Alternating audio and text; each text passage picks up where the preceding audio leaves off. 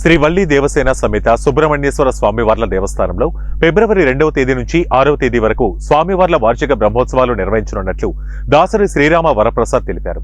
ఆవనగడ్డ శాసనసభ్యులు మండలి బుద్ధప్రసాద్ శ్రీ స్వామివారికి పట్టు వస్త్రాలను సమర్పిస్తారన్నారు. 2వ రోజు రాత్రి ఎదుర్కోలు ఉత్సవం అనంతరం శ్రీ స్వామివారి దివ్య కళ్యాణ మహోత్సవాన్ని అంగరంగ వైభవంగా నిర్వహించడానికి ఏర్పాట్లు చేస్తున్నామన్నారు. 3వ రోజు సాయంత్రం రథోత్సవ కార్యక్రమాన్ని నిర్వహించనున్నట్లు వెల్లడించారు.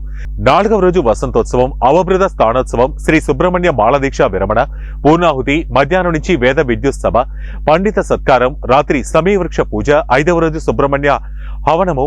ఈ సంవత్సరం ప్రత్యేకంగా సాయంత్రం శ్రీ స్వామివారి పుష్కరిణిలో ప్రథమంగా ప్రతిష్టాత్మకంగా తెప్పోత్సవాన్ని నిర్వహిస్తున్నట్లు చెప్పారు.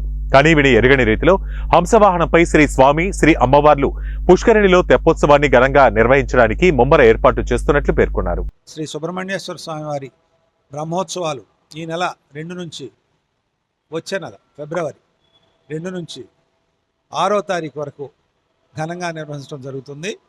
2వ తారీఖున శ్రీ స్వామివారిని పెళ్లి కుమారుని చేయడం జరుగుతుంది. 3వ తారీఖున మనకి సాయంకాలం దివ్య కళ్యాణ మహోత్సవం శ్రీ స్వామివారికి నిర్వహించబడుతుంది.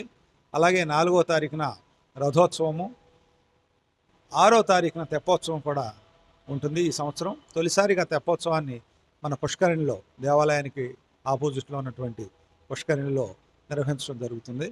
దానికి కావాల్సినటువంటి అన్ని ఏర్పాట్లు చేస్తున్నాము. ప్రప్రథమంగా ఈ తెప్పోత్సవం మనం నిర్వహించి తలపెట్టడం వల్ల అన్ని జాగ్రత్తలు కూడా తీసుకుంటున్నాము. తెప్ప విషయంలో కానివ్వండి, అక్కడ ఉన్న భద్రత విషయంలో కానివ్వండి, తగు జాగ్రత్తలు తీసుకుంటూ దానికి సన్నద్ధం అవుతున్నాము.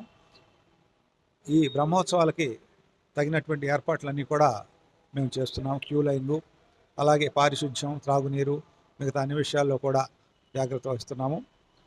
అదేవిధంగా